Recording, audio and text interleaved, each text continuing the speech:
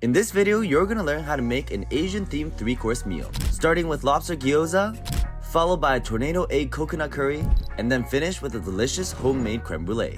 And the best part is you can do all of this in under 1 hour. So stick around and let's get cooking. Okay, show us how to make these 3 dishes. I'm gonna start with creme brulee. So for the creme brulee, we're gonna have to make the mix and then cook in the oven, let it cool down. While it's cooling down, we'll prepare everything else. Right. Just gonna heat up the cream first. We're gonna melt the candy into the cream. Why are we melting candy into cream?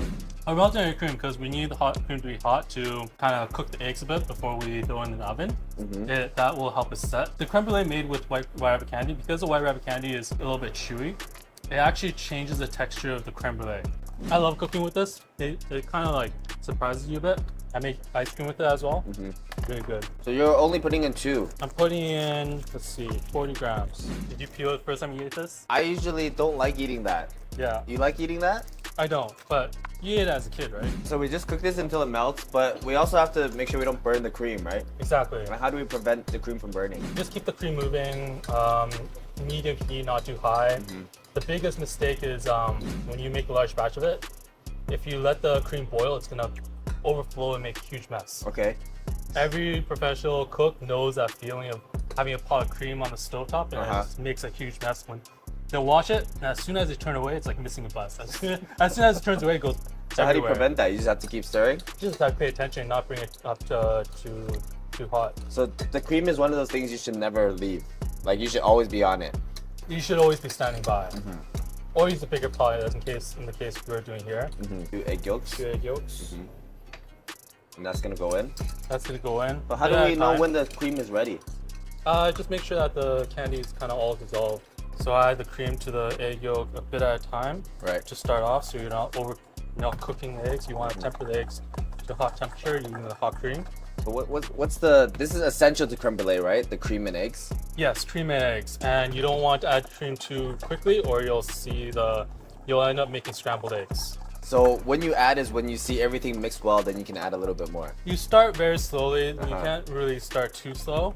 But then once you use maybe like a third of the cream, you can kind of just speed up much quicker. Right, because the egg is already mixed in. It's not gonna It's overcook. already like, and the temperature of it is already kind of hotter. So why is creme brulee cream and eggs? The cream is for the fat and the flavor, and the egg yolks is to help it set. That's give it the consistency that you're looking for. Okay. Next, it's gonna be lobster gyoza, and this is gonna kind of cook and then create the skirt. You want more crispy surface. Right. It's beautiful. It's like a flower. This is a very Asian dish. It is. The visual design too. You want to break up the oil into little droplets. Right.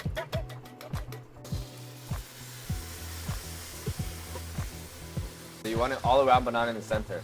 All around, but not the center. Center is where the head's gonna go. Having a lot of those holes is a good sign. So put the lid on, reduce it to 400. So we're gonna let that go. Okay.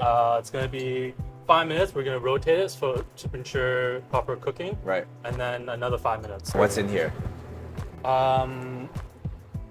Japanese curry, coconut, carrots, and some pork jowl.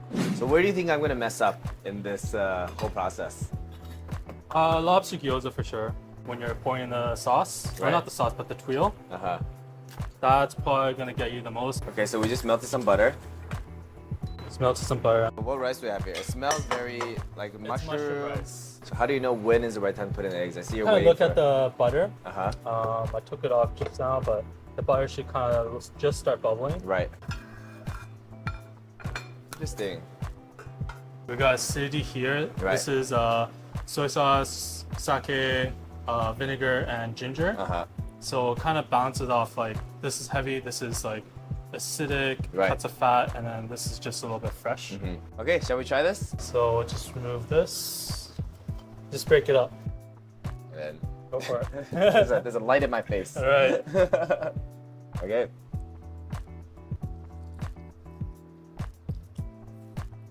I'm surprised, like, this is a good balance of oil in here. Okay, cool. I think I can do that. So for this, are you timing this right now or just your internal feeling? No, I got a timer up here. Oh. Never go by internal feeling? Uh, You don't have a good internal clock? Not in the right environment. If I'm in the middle of service, if I'm doing service, I do. Is there a reason you're using disposable chopsticks? It's because they're rounder tips. All the chopsticks I have that are not disposable, they're like the Japanese kind. Oh, the super sharp ones. right, and that'll cut through the egg. Yeah. So I'm gonna just look for the edges cooking. You'll see that, like I said before, the top edge is cooking faster. And you bring it to the center and just keep filling in a circle.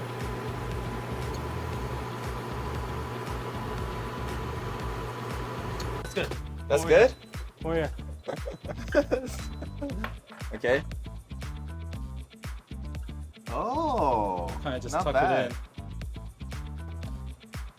So the only thing that's different from the tornado egg and a scrambled egg is the shape, right? It looks nice. It looks nice, and you have like some like different consistency. So like I guess tornado egg, so. there's like a more gloss on top. Right. Okay, ready? All right, so how do we eat this properly? What's a perfect bite here? So for me, a perfect bite, I cut it like a cake like this, so that I get a bit of everything: rice, egg, and curry. Whoa. Whoa. Yeah, it's good, right? Wow. It's so rich. The mushroom rice is already so rich. And then the coconut curry is also rich. The egg kind of balances out with the texture. Yeah. The next part, I'm pouring it here. Uh-huh. I'm gonna put it in the oven, but the oven needs to be on. Right. We don't want it too close to top because we're gonna be moving it over. Right. Just gonna torch to pop the bubbles. Oh, wow. What that does is it expands the air inside the bubbles very quickly. Right. To the point where it pops the bubble. So this is gonna go in for 35 minutes.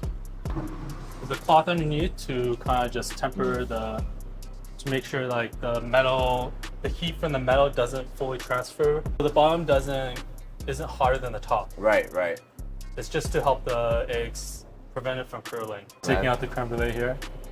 You don't want to move around too much. Why is Focus that? on one area first. All right, let's try creme brulee.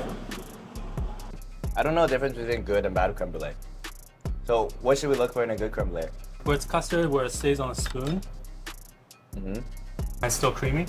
I actually personally don't like the top part Yeah? because it tastes like it tastes like burnt sugar. We have customers who come in like they just eat the top. Really? And leave everything else. Because and doesn't just eat it the top. taste like burnt sugar? I guess they like the texture. It's like a little bit bitter, right? Interesting. I think we learned some valuable stuff today. Anyways, That'd be insane. it was a fun video. Cool. Make sure to like, comment, subscribe, and check out this video.